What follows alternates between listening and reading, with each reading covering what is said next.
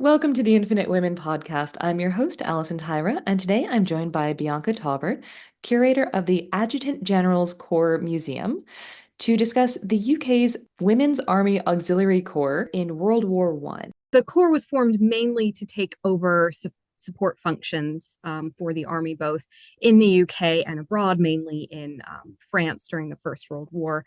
And this is because after the Somme in 1916, they're so desperate for men to send to the front lines that they do things like consider raising the age of conscription, but then realized not only would that mean there aren't enough men working in the UK, but that it would be probably even more unpopular than the actual conscription at the time.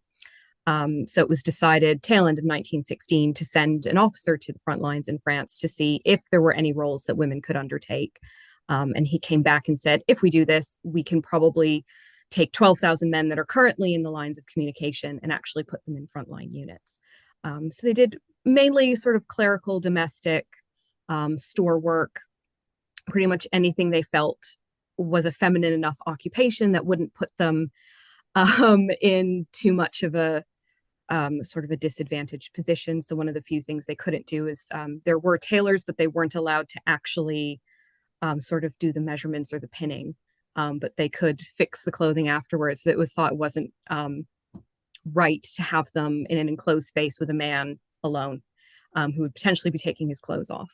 So it's a very interesting sort of disconnect. So you did have female mechanics, everything like that, shoemakers, tailors, farriers, everything. But then, of course, you have to kind of keep it into something that they felt was already women's work. That seems a bit odd because weren't there already women acting as nurses, so presumably in war zones already where they were in danger and obviously exposed to unclothed men? By 1907, you had two women's voluntary groups, the Voluntary Aid Detachment and the First Aid Nursing Yeomanry, who are, again, they're volunteers. And they're not sort of officially sanctioned by the War Office or the Ministry of Defense, but they kind of were wealthy women who had their own horses, could pay for their own uniforms, and were sort of already helping out. By 1915, you have a load of women's organizations in the UK, one of which is the Women's Legion, which basically their cookery section took over a lot of the cooking and waitressing responsibilities in the UK to, again, free up men for frontline service. But these were things started by women who then basically the army said, actually, this is a pretty good idea, so we'll let you help. Where the WAC is kind of the first one where the army said, actually, we need these women. And what's fascinating is most of the military wanted them to be enlisted women, is actually enlist them in the army. It was the Secretary of War, Lord Derby, was the one who said, no, we can't do that. They have to be a civilian women's organization and completely voluntary, which really put the women in some ways at a disadvantage. So it's things like in France, they're taking over from enlisted soldiers. So they're not actually covered by the Geneva Convention. So if they were captured, they would not have been treated like soldiers. They would have been potentially treated as spies, which thankfully that never happened as far as anyone knows.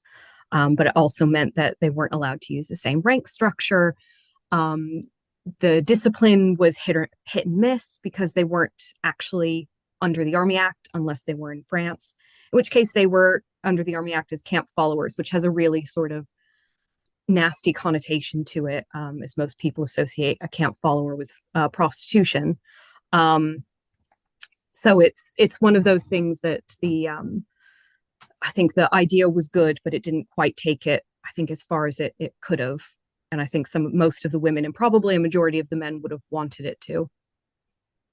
Well, I do wonder if there was a bit of hesitance there because I know that um, there was at least one, I think it was a US military entity where the women were enlisted as Yeoman F for female. So they were Yeah. technically yeomen, but this subset that allowed them to, I'm assuming, get paid less, not get pensions, whatever, they decided that yeoman F specifically wasn't eligible for. It gets really tricky because I suppose to our minds, it would make sense that they're enlisted. Where to them, this is really sort of the first time anything like this had happened. So I think it is one of those very odd things where I think it's very forward thinking for the time, but every once in a while you'll hear something and go, really? We're we're not allowing them to, like, they didn't salute, things like that. Their rank structure, no one understood, because they were not allowed to use the same terms as men. So it's even down. They're not called officers in other ranks. Um, they're officials and subordinate officials and workers. So it did cause some issues with the fact that men weren't sure, is this person basically an officer? Are they not? Um, and to be perfectly honest, no one understood it except for the WAC themselves, um, which it did cause issues, especially along the lines of when the men and women would get together. There were very specific rules about who the men could take out and who they couldn't. And it was a very easy system to just say, oh, well, I didn't realize. She was such a nice young lady that I didn't realize that, that she must have been an officer, kind of a situation, or men trading uniforms to take out a woman who is a much more junior rank, um, which is kind of funny, which it did happen in the OWN headquarters in France, which they did get married after the war, but it's again just such a very odd way of doing it.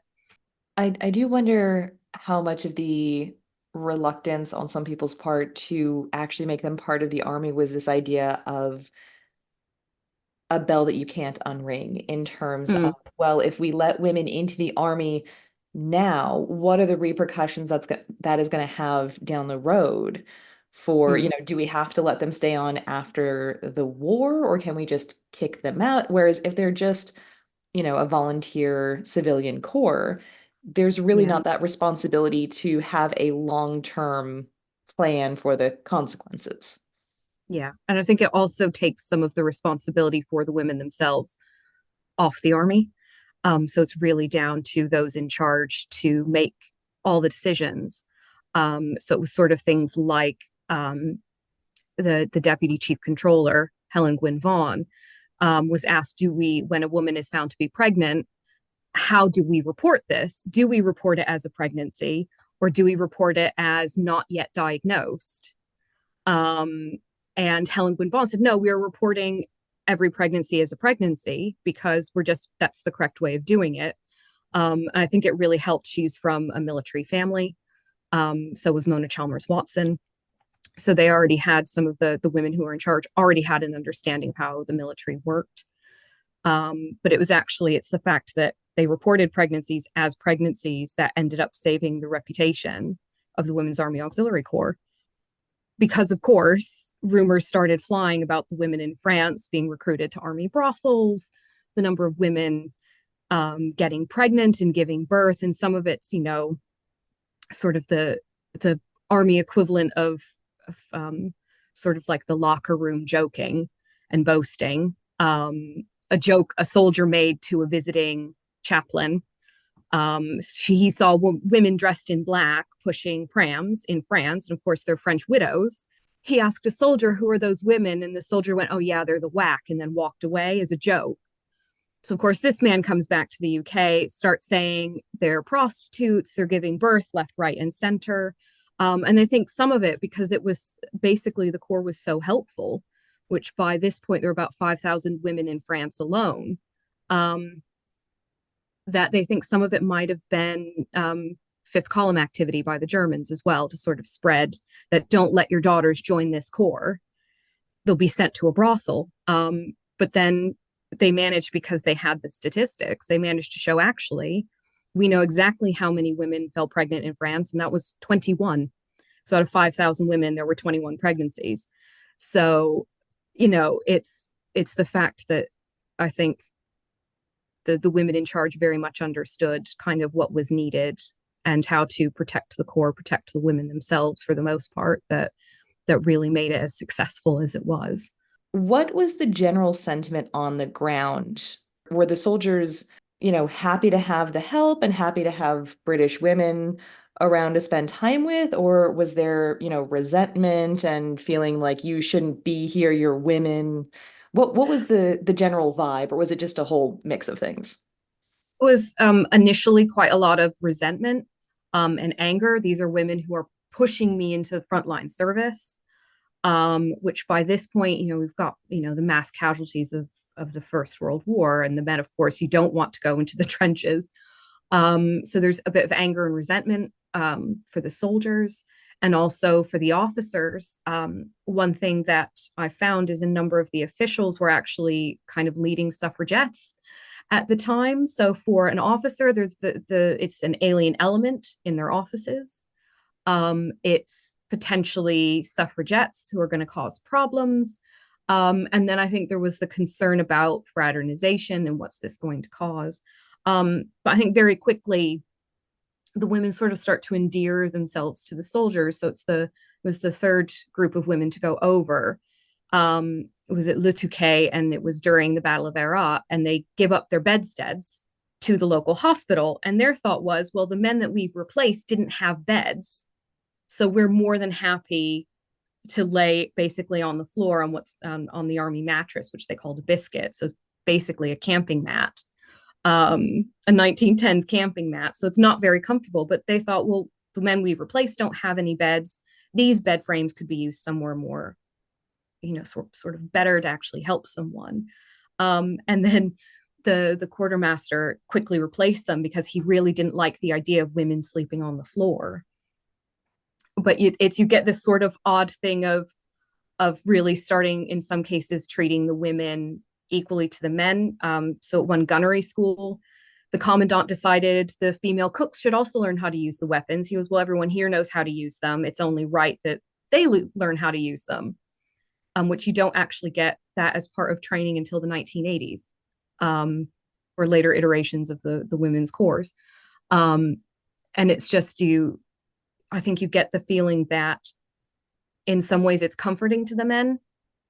These are British women. They remind them of home. They remind them of, wives, sisters, daughters. So it's almost a kind of fatherly or avuncular sort of feeling towards the women. And the fact is they do things like they visit hospitals, they throw tea parties, they're active in sports, they have dances. So they try to, I think, we're a bit of a boost to morale in some cases. And in other cases, we're very much for some of the men, this is what we're fighting for. We're fighting for the fact that we don't want these conditions to happen in Britain, because the women put up with pretty much the same amount of danger as any of the men who were working in the lines of communication. It does sound like there's an element of it's easier to hate a group as an idea than it is to hate them as individuals. Yeah, very, very much so. And I think up until this point, you really get the idea of probably the concern being that how are the women going to react if there is an air raid? Of course, this is the first war where you have air raids.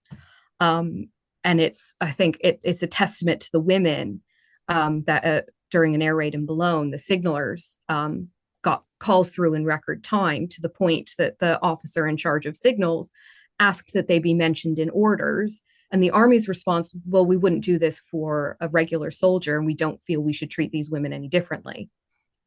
And that's really within the first 6 months of them being in France, of them impressing someone so much, like, hey, we should do something. And the army going, well, they're just like regular soldiers.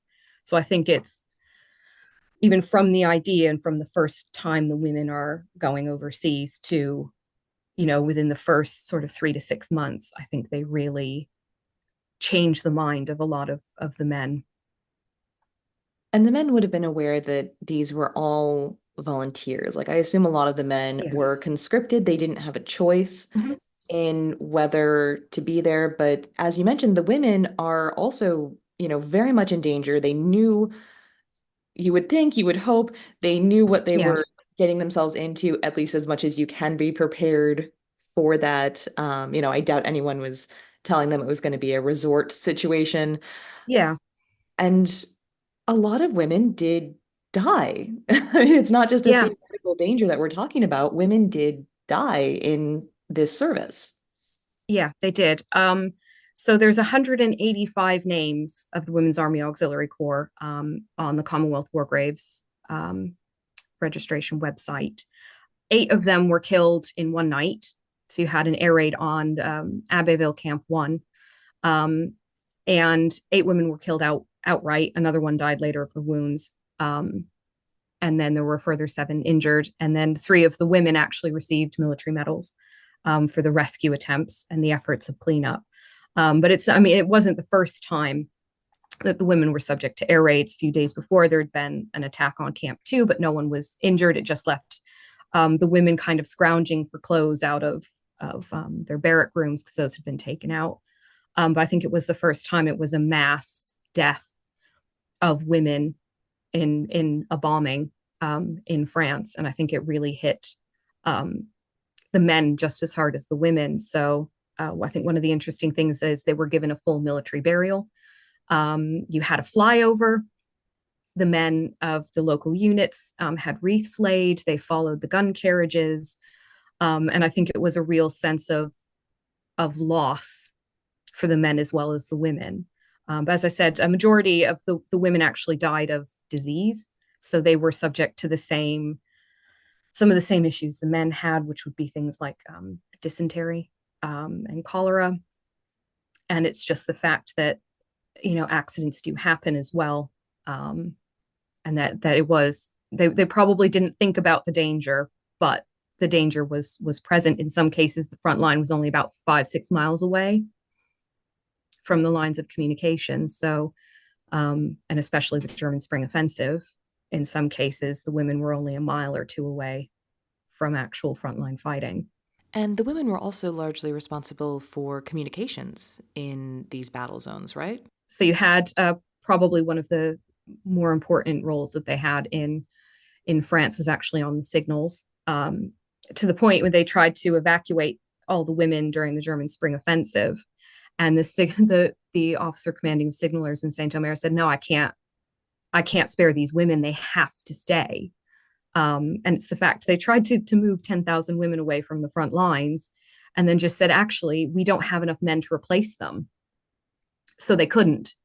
It's why they're there in the first place. And it just meant that if they had moved all these, I mean, cooks, waitresses, mechanics, drivers, if they'd moved all these women away or further away from the fighting, then they wouldn't have actually had enough of the support, which I think people forget how important those core support functions are still today to the military.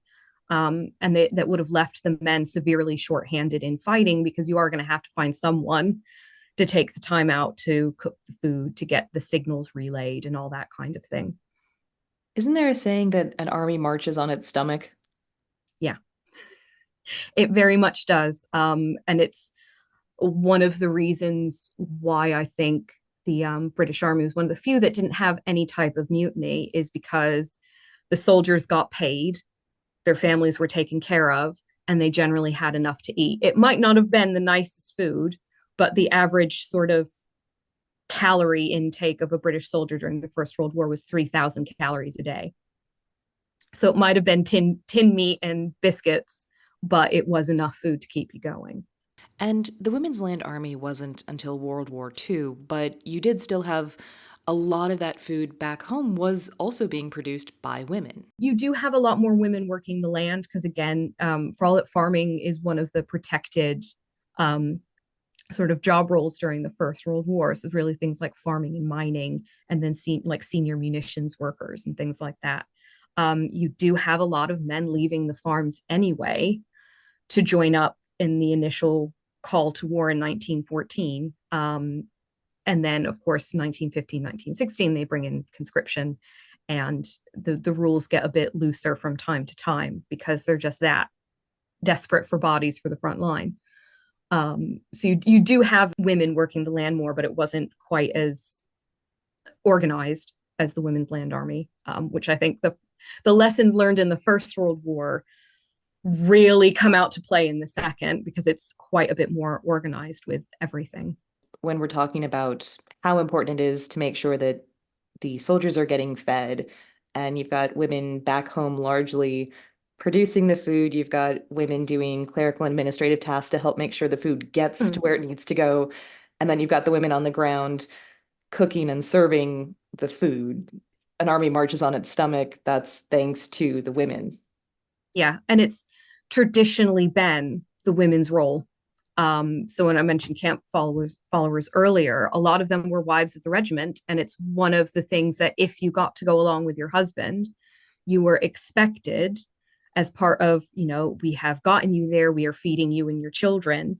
You do the cooking, you do the cleaning, you do the washing, the sewing, and the nursing, as it's very much a transactional sort of affair. If you are on strength with the army, you are helping, although it is much more of at that point a domestic sphere, which, First World War, I think women very much broke out of that. And interestingly, I think what makes it so important is it's less working class women who have always worked outside of the home to more middle class. And in the cases of things like the Women's Army Auxiliary Corps, a majority of the women's organizations, they're wealthy, upper class landed gentry women who are taking on these roles. So I think that is the big thing. It's the breaking out of the female middle class, finally getting to leave their homes, even if they're married, even if they have children. It doesn't stop them anymore from doing things like joining the WAC and going being sent to France. So you do have married women with children sent overseas. And I think you mentioned the women of the WAC were paying their own way, and that was one of the benefits of this structure. So when you're talking about the transactional nature of Mm. camp followers, there is still that element of you have to earn your place here. But unlike the camp followers, I mean, at least they were getting paid. I mean, they're paid less than the men, doing an equivalent job for the most part, but they are paid roughly what they'd make in the civil world. So a female bank clerk, sort of 1914-15, was paid on average 20 shillings a week. A female clerk in the WAC earned from 20 shillings a week to 30 shillings a week. So it's slightly less than a male clerk would make, but not actually by a significant amount. And they, of course, they were given uniforms, they were fed, they were housed as well, very much along the same lines that the men were. So it's still very transactional in the sense you are being paid to do a job, but I think because it's voluntary, I think for the women it was much more about service and patriotism, and our men are doing this, so why shouldn't we? And it was very much, yeah, I think it was very much women for it's first time really total war hits the UK, and it was very much a right, our men are in this and so are we, and we need to do our part, and our part is doing something to help the men at the front lines. And when we're talking about that mindset, I do just want to give a shout out because although the Army was first, the Navy and the Air Force also had their own equivalent programs. Yes. So you do have the Wrens, who were sort of shortly followed the Women's Army Auxiliary Corps. Um, and I mean, there's something that I think, you see again and again, Second World War as well. So the Women's Royal Naval Service, November 1917. And then you have the RAF, the Women's Royal Air Force, in April 1918. And what I find interesting about the RAF is basically the Army Air Corps at that point was had quite a lot to do with the Army. It was actually a subsection of the Army, so you had a lot of WAC were actually already working in it. So they were just then transferred into the new service. With Helen Gwynne Vaughan was told, "Oh, you need to do this," and she went, "Oh, I really don't want to," and they went, "Well, you're going." So she very reluctantly left the WAC to help form the RAF. Um, so I think, yeah, it really showed what women were capable of, what use they had, especially overseas and at home. Um, and then, of course, so the Navy and the Air Force quickly follow. And then, of course, they have their own services during the Second World War as well. And since you mentioned Helen Gwynne Vaughan, I have to say the women who were in charge of the Corps were just really fascinating individual people. You have the woman who was originally the chief controller. The first woman in charge was Dr. Mona Chalmers Watson. So she's the first woman to actually get her medical degree from Edinburgh University. In fact, she refused to marry until she got her medical degree. And I mean, she had a very kind of fascinating career. And one of the reasons why she was chosen was because her brother, Sir Auckland Geddes, was in charge of recruiting for the War Office. So again, she has a military connection. She did quite a lot sort of previously, um, and actually quite a lot afterwards. If you think of the time period, there aren't that many women really that you hear about with medical degrees.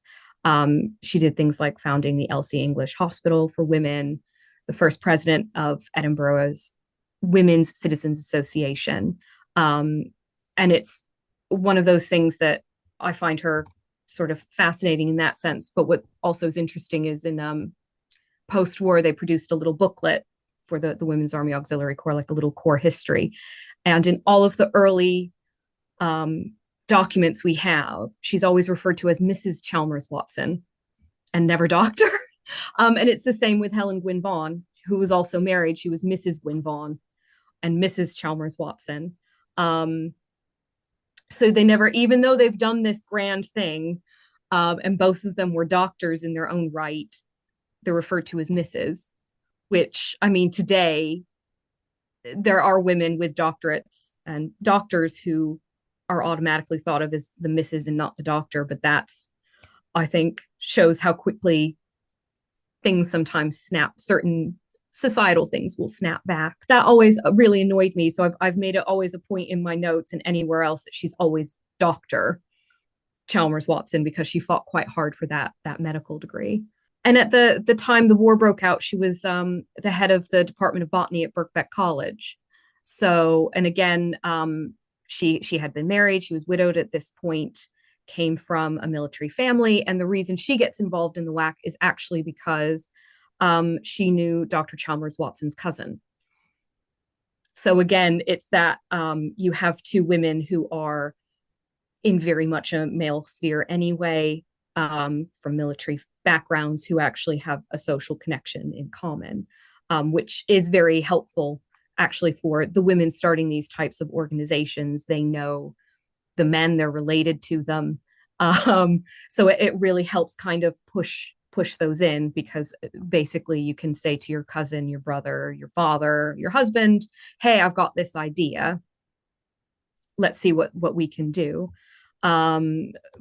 But also with Helen Gwynne Vaughan, she had done quite a bit sort of before the war for the suffragette movement. So she helped co-found the University of London Suffrage Society.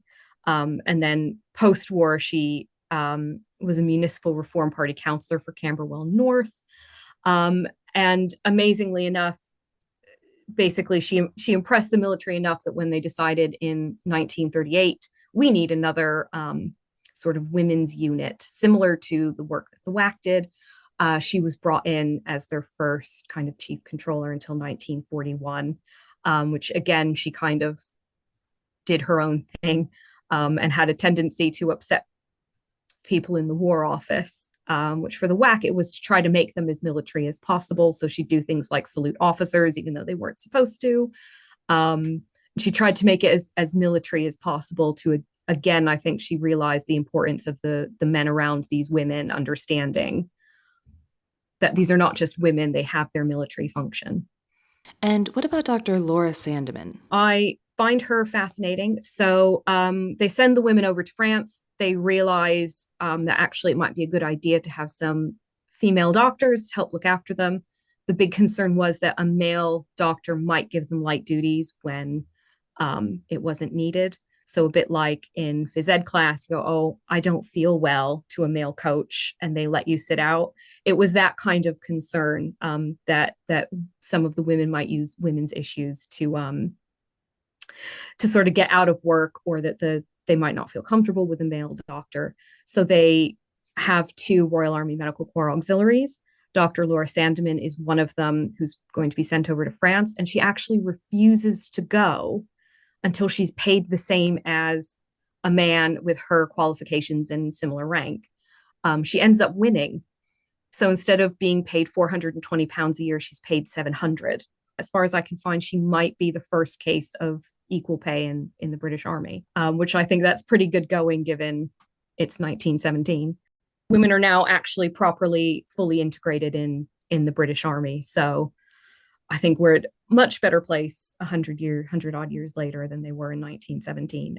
It's Um, interesting given the relative scarcity of women doctors at the time in yeah, general, that, yeah, when we say, I mentioned earlier, weren't women acting as nurses, but when you were talking about the Abbeville attack earlier, Dr. Phoebe Chappell was one of the medical personnel sent to the front in France, and she was actually awarded a military medal for her actions during that air raid as well. So clearly there were women doctors in war zones at this time, but yeah. they just don't make it into the historical dramas.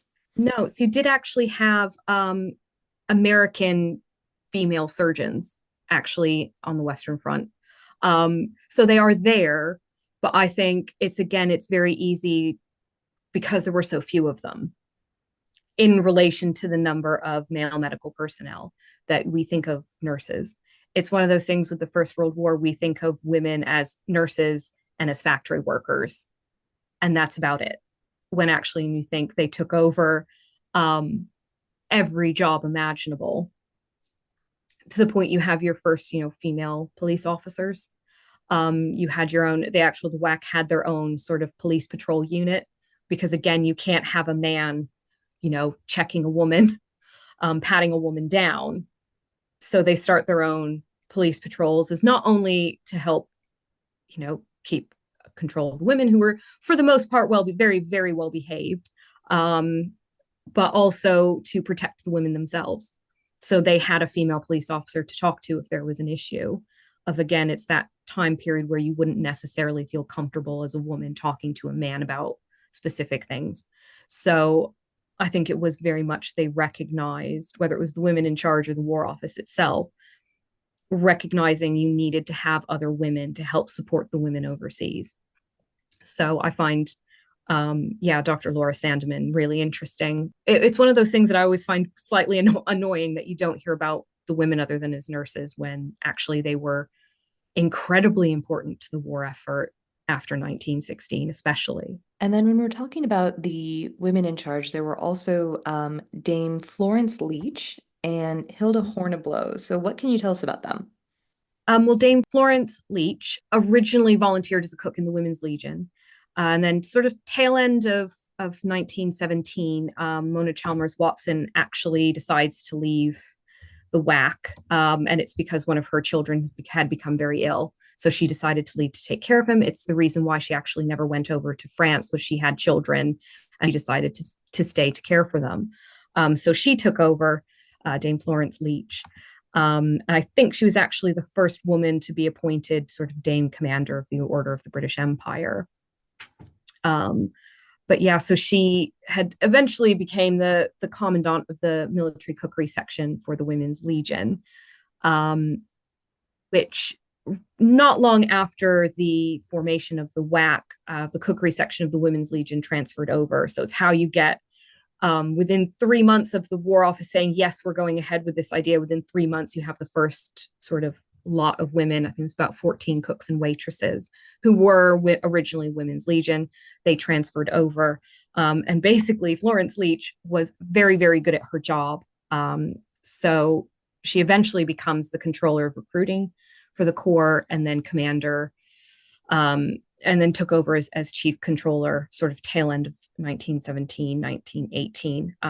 Then her sister, Violet Long, was actually one of the women who was killed during the war. So she was on the hospital ship Worlda on its way to Southampton, was torpedoed, and she refused to leave the ship until all of her women got off. She was returning on a report to give a report to her sister because the WAC were sort of loaned to the Americans, because again, they had a women's unit who were there, but they had issues actually getting them out to France. So they originally had the WAC in their camps to kind of help more with the clerical work. So she refuses to leave the ship until all of her women are off, including the nurses and the patients. And then as she's trying to transfer from the ship to the lifeboat, she falls in the water, is crushed between the two. They think knocked unconscious and drowned. So she's on, I believe, the War Memorial in Southampton for all the people who died on the hospital ship. But so it's even going over to France was quite dangerous, sort of 1917, and that's simply you have the German U-boats um, are basically attacking anything that looks like a military ship. So she's the most senior woman to die in the war. Then Hilda, she took over as chief controller in France in 1917 and then later England from July 1918. Again, she initially joins the Women's Legion, looking at kitchens in convalescent camp in Eastbourne and then helping to run an officer's mess in Kent. Uh, she's then deputy to Florence Leach and then promoted to chief controller and sent to France. And then so she's also one of the ones who helps the 1,000 women that are attached to the US Army Record Office in Bourges before being sent back to the UK to help take over the chief controllership of England after Violet Long was killed. And then it's always fascinating to see what they've done sort of after the war. So she's a headmistress of a women's evening institute in London. And then in 1935, staff inspector for women's subjects at technical institutions. So I think the war actually, I think in some ways changed women's lives very much so. And even after the war, some of them went back to hearth and home, and other ones sort of spread all over the world and did very interesting things afterwards. So after World War One, the Corps was disbanded in 1921. Mm-hmm. But of course, they had successors because you can't do war now without women. I mean, you never really Yes. could, but Yeah. It's a bit like throughout history when you ask the question, where are the women? Well, they're at home taking care of everything so that the men can go and do amazing things. And it was the same with the military. yeah, or they're being camp followers, whatever we call them, Yeah. they always seem to be there taking care of the men as well. Yeah. That the women have always been there. It's just that we just don't really talk about them.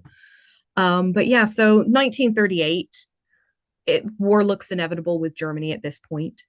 So the War Office decides actually we need another women's corps.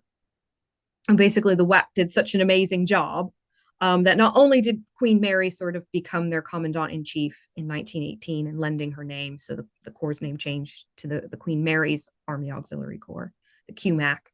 But 1938 rolls around like, right, we need these women. So a lot of the women's voluntary groups continued on after the war. So you still have the BAD, you have the First Aid Nursing Yeomanry, which are called unfortunately, the Fanny. And then you have a number of other women's voluntary groups. So they decide that they're going to put one together and they're going to call it the Auxiliary Territorial Service. Um, so it starts off completely voluntary. So women could sign up as early as 1938. And then when war is declared in September 1939, they're called up. But I don't think they were quite prepared. So they didn't have uniforms. They didn't know where they were going to put them. You have stories of women being sent to units and units going, who are you and what are you meant to be doing? And the women going, we've been sent to help you. But then again, I think they sort of just grit their teeth and got on with it. And then from 1941, um, you have conscription of women in the UK. So it was either join one of the services or you had to complete war work. And then if you had served in any of the women's services, instead of a cutoff age of 43, you could actually serve until you were 50, which is quite a big sort of age range if you think from 18 to 50. So you do have a number of the women served both in the First and Second World War in some capacity. And then I think the ATS, well, not fully under the Army Act, they have uniforms shortly into the start of the war. The other ranks could use the same ranks as men. The officers, that doesn't change until 1950 when they fully come under. And again, the ATS were all over the world, everywhere from North Africa and Palestine. You had ATS as part of the British delegation in the US before America joined the war. So they're sort of everywhere all over the world. And again, doing particularly dangerous jobs. The majority of women in the ATS actually were in anti-aircraft, which you do have a number killed because those are sites that are going to be targeted for air raids. And then again, ATS did such a brilliant job. The Army decided we need a permanent corps instead of an auxiliary one. So you have the Women's Royal Army Corps formed in 1949, mostly ATS that then decided to stay on transferring in. And then 1991 rolls along, they decide to form the Adjutant General's Corps. Any women permanently attached to a unit became part of that unit, everyone else transferring to the AGC when it was formed in April 1992. So within less than 80 years, you go from women as this voluntary organization to actually fully integrated into the British Army. And forgive my ignorance of the British military here. What actually is the Adjutant General's Corps? So the Adjutant General's Corps is one of the support corps of the British Army. So they really cover pay and administration, education and training, the military provost guard service. So those are the people on the front gates at military camps and MOD sites. And then you have the Provo branch, which is the Royal Military Police, the military provost staff. So they're looking after the military corrective training element of the British Army, as well as Army law. So it's essentially, it was 6 antecedent corps. They decided to bung together in 1991, which is we're the only federated corps of the British Army. So we have our branches that do very, very different things. So essentially, other than like logistics, we sort of cover that support function. And we have not unsurprisingly, the most women in the British Army serve in the AGC, which they are now from 2017 allowed to join infantry units in all capacity. So they are now completely fully integrated. So you have the first sort of officers, I think last year graduating from Sandhurst as officers in infantry battalions.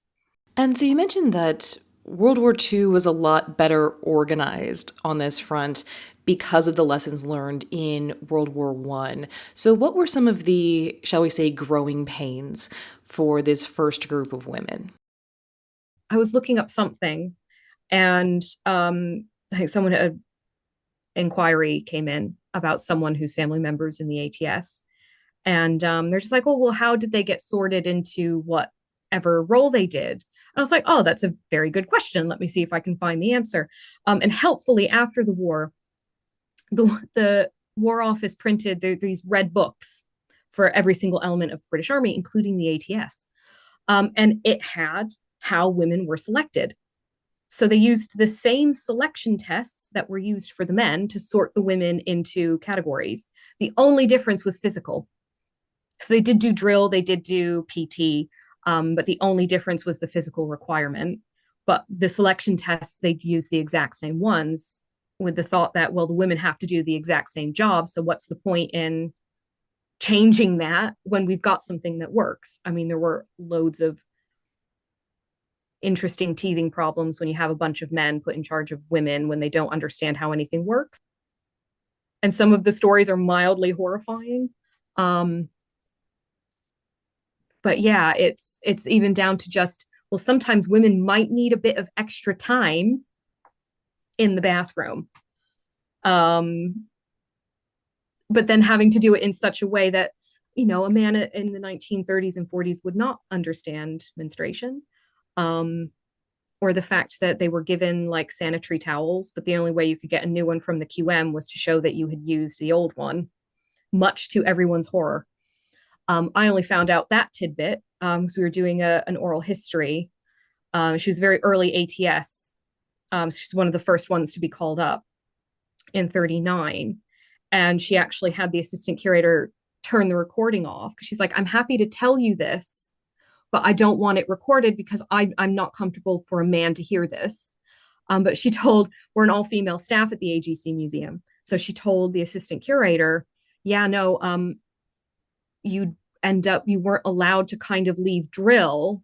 So she goes, you had women like bleeding through their uniform. And then these drill instructors, the male drill instructors, horrified. And then having to go to the QMs like, I need another sanitary towel. And the QM's going, well, I need to know that you've used it. And she's like, I don't think you do. So that was one of those things that changed relatively quickly.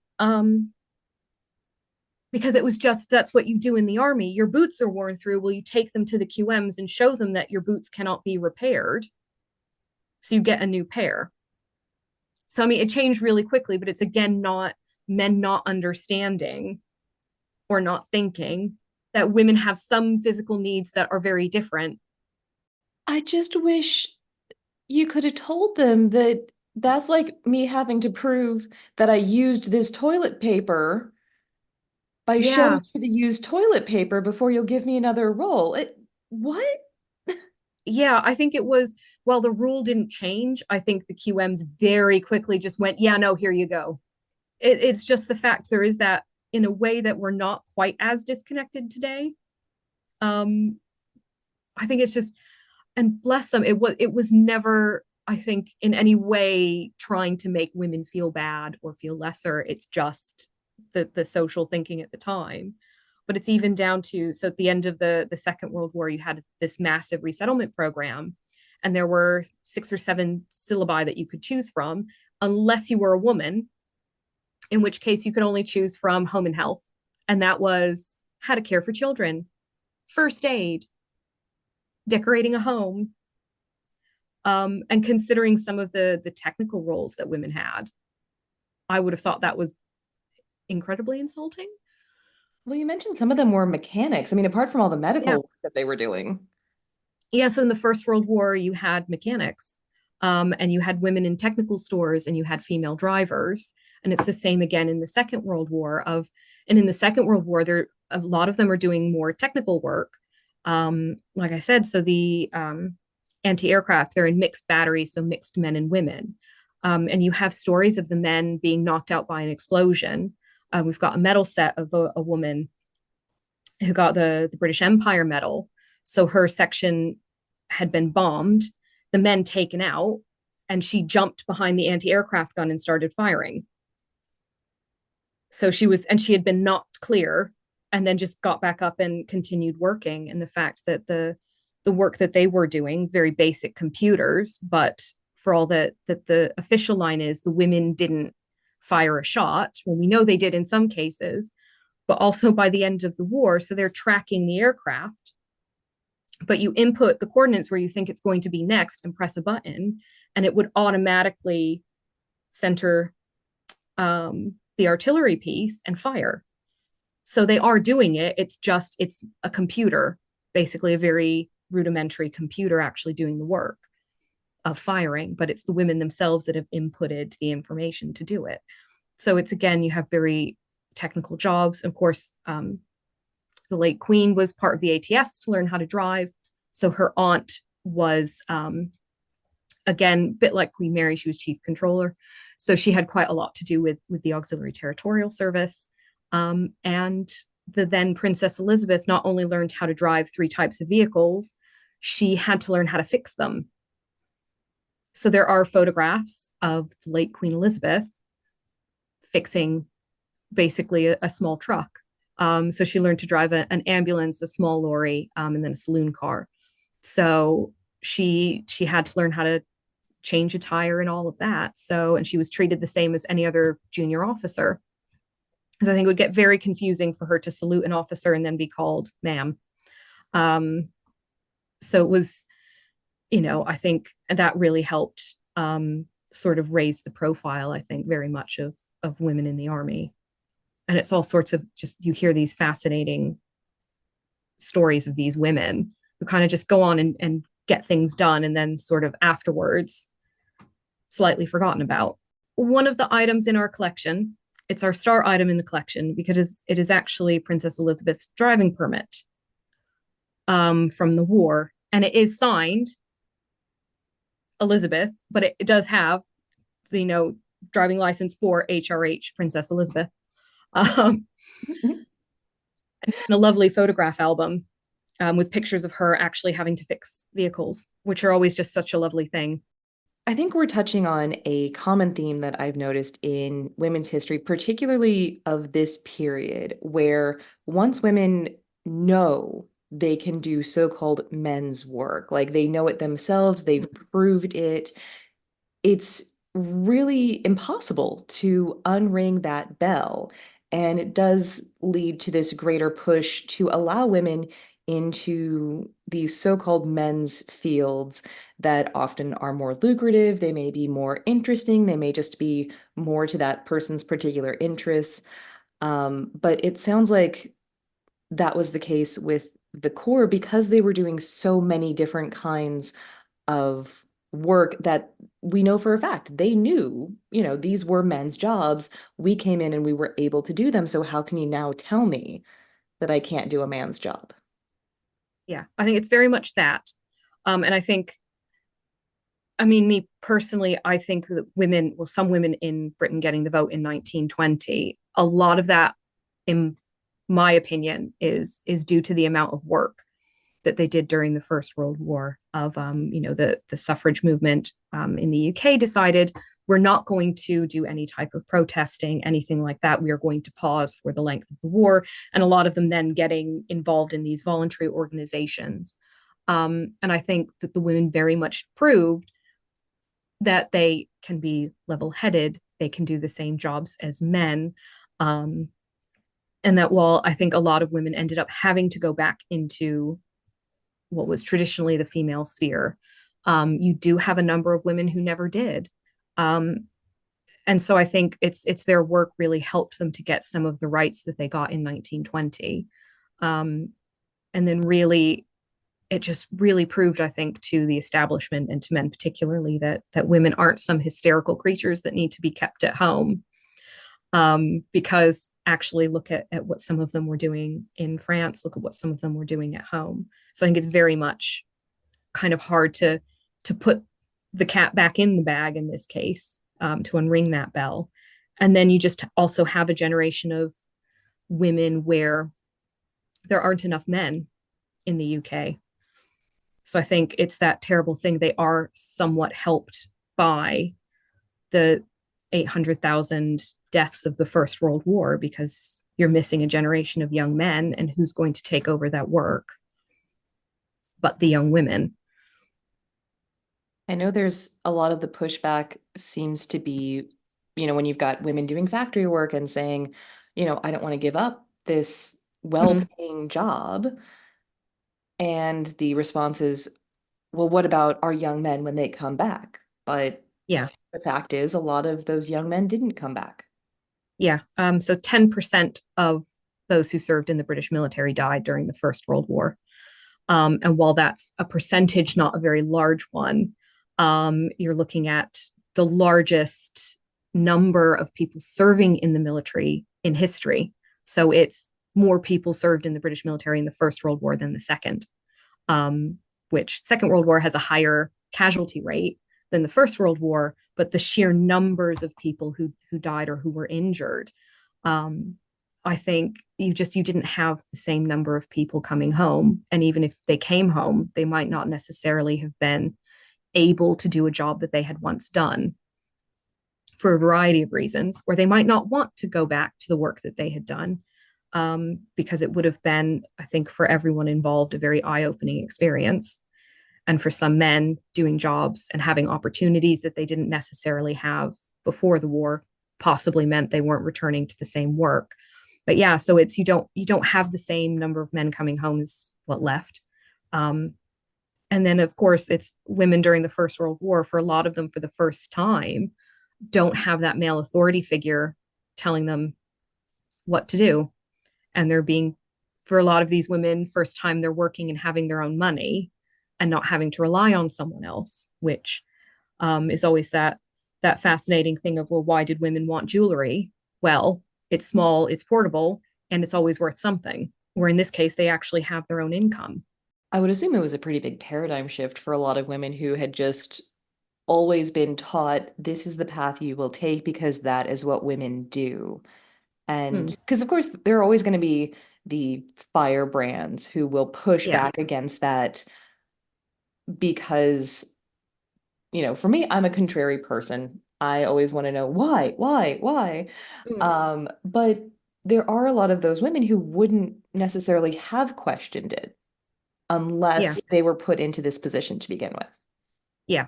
Um, and I think it's I think the big driving forces behind all these voluntary organizations is very much of a, well, we're seeing all this recruiting for men of do your part, you should be here. Well, why we should do our part as well. So I think I've always wondered if it's even less about saying, hey, I want this opportunity, and more about, well, why should only the men have to sacrifice? Why shouldn't I do something to help them that's more than just, you know, taking collections to send food to the front lines or medical aid to the front lines? That I think for some of the women, I think especially the women who were in charge of these organizations saw an opportunity.